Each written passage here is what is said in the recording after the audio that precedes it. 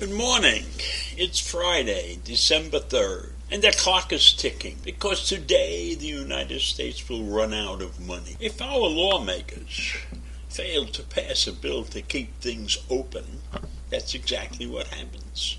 We don't have any money. And so far, they haven't been able to reach a deal. Now all the 100 senators must agree to hold a vote on this issue as soon as possible. And the Democrats and the Republicans, as usual, are grappling with disagreements over how long a funding extension should last. There are GOP senators who are threatening to stall the process, demanding a separate vote to defund federal vaccine mandate initiative. Brilliant idea. Put the health of the nation ahead of money. What a stupid bunch of guys they are.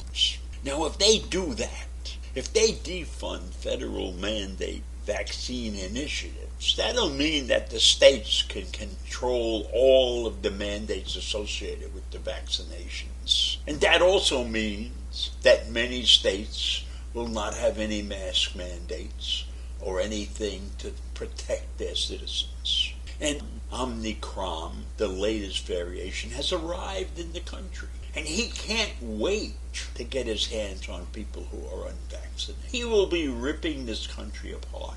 And we will be saving ourselves some money. We'll need that money because we'll have to be burying a lot of people. Now, there are many lawmakers who are optimistic that the funds won't lapse. But they will. They will lapse.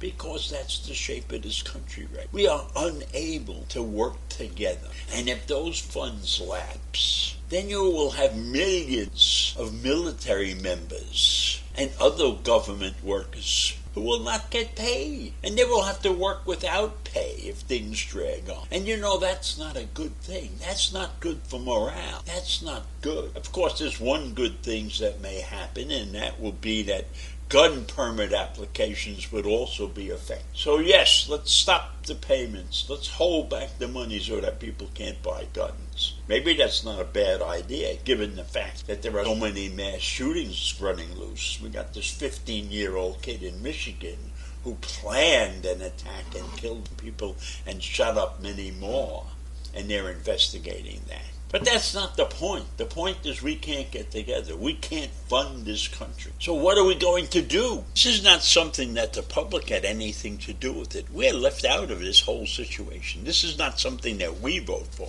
We leave it up to Congress and the Senate. And Congress and the Senate set this deadline back in September. They passed a bill to extend funding through December 3rd. And meanwhile, they're so busy doing so many other things that don't count that much, really, that they're not paying attention to this. Or maybe they planned, in many cases, to let this money run out so we would shut down the government for a couple of days and possibly wake up the opposition. But that's not the right thing to do. That is not the right thing to do. Hold back the money and take it out on people who have really no say in the matter. To not extend this thing, this funding that we need, and putting the military and other government workers on the rail to do a job without getting paid. Now, I'm sure once the thing gets passed, they'll get their back pay. But imagine if you can't feed your family for a couple of weeks or a couple of days or whatever it is. Even for one day, it's too much. So here's the ugly part. Any one senator can object to a quick vote, and so that will shut down the government.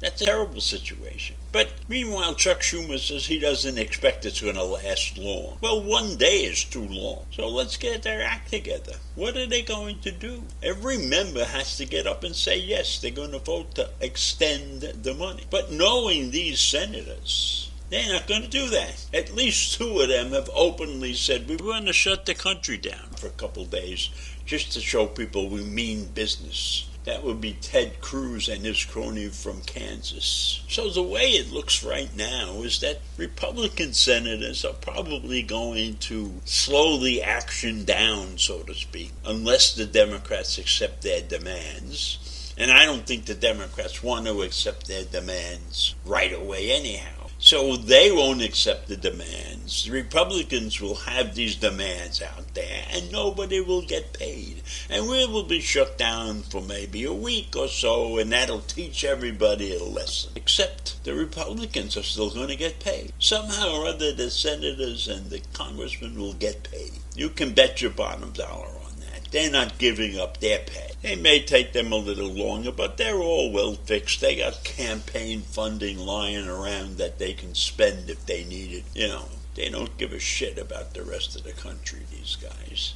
And that's both sides, because they should have been working on this possible shutdown weeks ago. It should have never got to the midnight hour, so to speak. You know, this is just another example of how poorly we are running this country right now. And I seem to rant about how poorly we're running this country several times a week these days. And it's a terrible thing. Why can't I wake up one morning and say things are great, this government is in great shape, we're getting things done. Now that's very optimistic. That would be a guy who's living with his head in the sand. So we're sitting here on the verge of being broke again. And remember, when this whole thing started, we want to raise the national debt by X number of dollars. You know, I don't know, it's 29 trillion or whatever.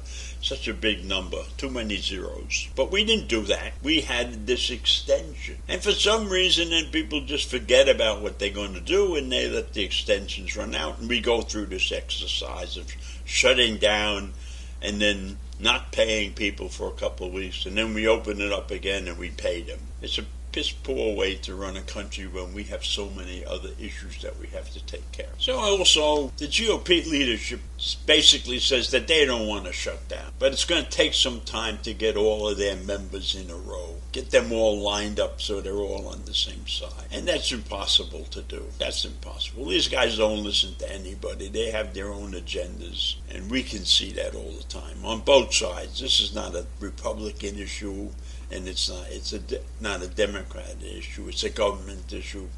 They're all equally to blame for this situation because they can't work together. It's impossible for them to work together right now in this country. And that's the cry I have made for weeks now, for months, that we haven't been able to work together. And maybe it's time that the government had a group of mental health professionals that would sit down with these senators periodically and get their minds put together, get them back in the game, ready to work. That's what I think, yes. We need a whole team of psychiatrists and psychologists to constantly work this government over. So I'll leave you with that today, and I'll see you in the morning. Bye.